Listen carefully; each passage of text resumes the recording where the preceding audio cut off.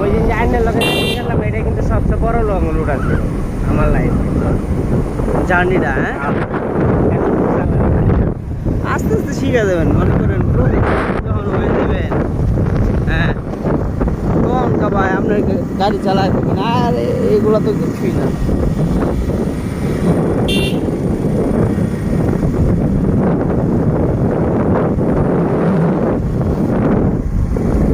আর পাগলা মসজিদ হইল গা বাংলাদেশের ভিতরে ঐতিহ্যবাহী একটা মসজিদ। দেখছেন কত দূর দূরান্ত থেকে মানুষ আসে। রাস্তার চারপাশের দৃশ্যটা আমার কাছে খুব ভালো লাগতেছে। কি কর মনির ভাই?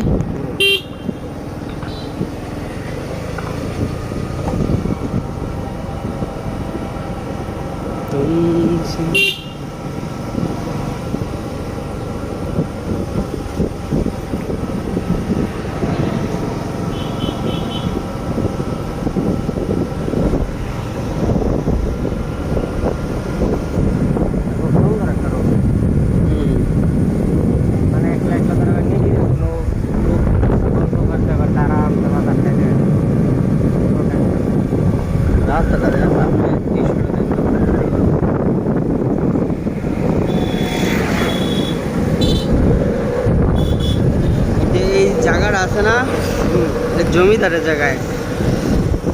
এই যে এদিকে যত ফিশারি আছে, এই চারপাশে যত ফিশারি আছে, এইটা এইদিক আসলে যতটুকু আপনি চোখ দেবো অতটুকু জমিদারের জায়গা। জমিদারের কোনো সন্তান নেই গা, কারণ বর্তমানে উনি জীবিত আছে, বুঝছেন? মারা গেলে সম্পত্তি সব এইগুলোই তো কাছে দেন না মেঘ আছে কি।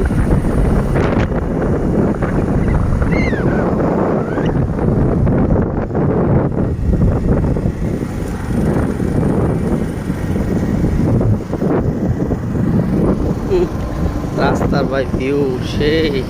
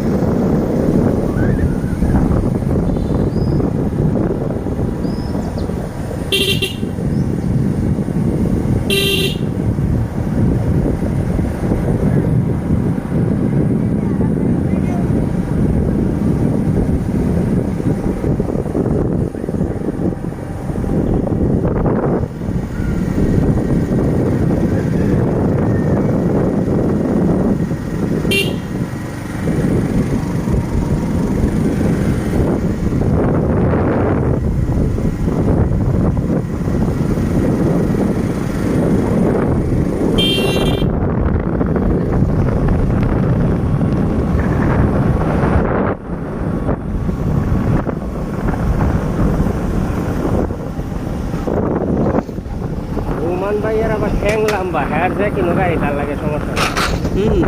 এটা মানুষ, এটা ঠিক, লম্বা মানুষ তো যে কোনো গাড়িতে কমফোর্টেবল মনে করে। আর হ্যাঁ তো জানলে গাড়িটা শুরু হয়, আটু বললে রে কালার কালার আটু বলা।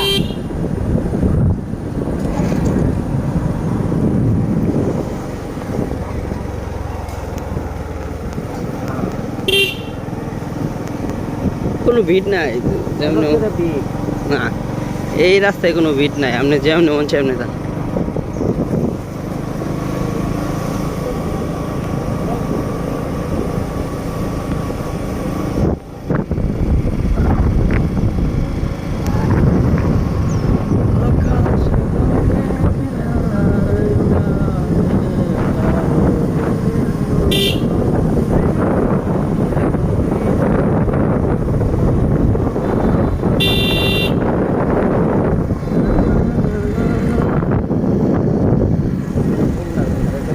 এটা কোনো সাইড কাটা হলো